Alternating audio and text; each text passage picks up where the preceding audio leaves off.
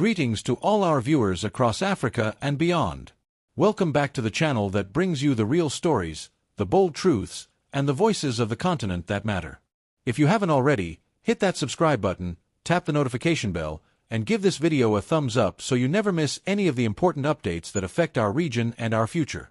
Today, we turn our attention to one of West Africa's most important institutions, the Economic Community of West African States, popularly known as ECOWAS. Established in 1975 with a vision to promote economic integration and political stability across its 15 member states, ECOWAS was once hailed as a regional powerhouse.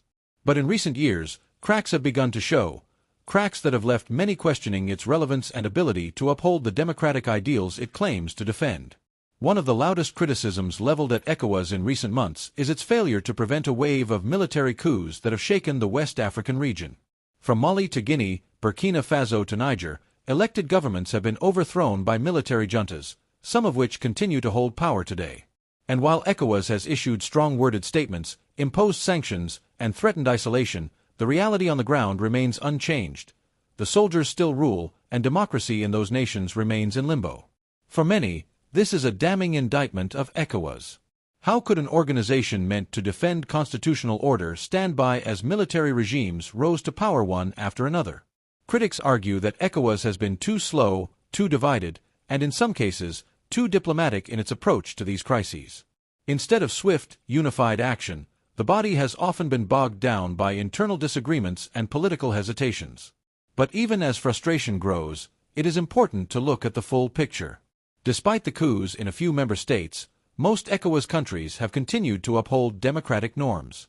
Nations like Ghana, Senegal, and Cabo Verde remain strong examples of stable governance, regular elections, and peaceful transfers of power. These countries prove that the spirit of democracy is not dead in West Africa, it is simply under siege in certain corners. Moreover, not all blame can be placed at ECOWAS's feet. The resurgence of coups in the region is rooted in complex issues: corruption, youth unemployment, insecurity caused by terrorism, and deep-rooted public mistrust of politicians. In many cases, these military takeovers have been welcomed by segments of the population disillusioned with years of failed civilian leadership. ECOWAS finds itself in a delicate position, caught between defending democratic principles and addressing the grassroots anger that fuels support for these coups. What lies ahead for ECOWAS remains uncertain.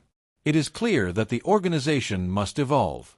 If it is to remain a credible force for democracy and regional unity, it must find more effective tools to intervene early, respond quickly, and help member states build resilient institutions.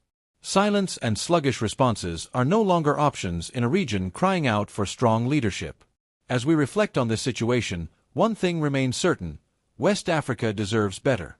The people deserve governments that respect their rights, armies that protect their borders, not their parliaments, and a regional body that lives up to its founding promise of unity, peace, and progress. Let us know your thoughts in the comments section below. Do you think ECOWAS has failed its mission, or is it simply facing an impossible task? And as always, if you believe in African voices telling African stories, subscribe to this channel, like this video, and share it far and wide. Until next time, stay alert, stay informed, and keep pushing for a better tomorrow for our continent.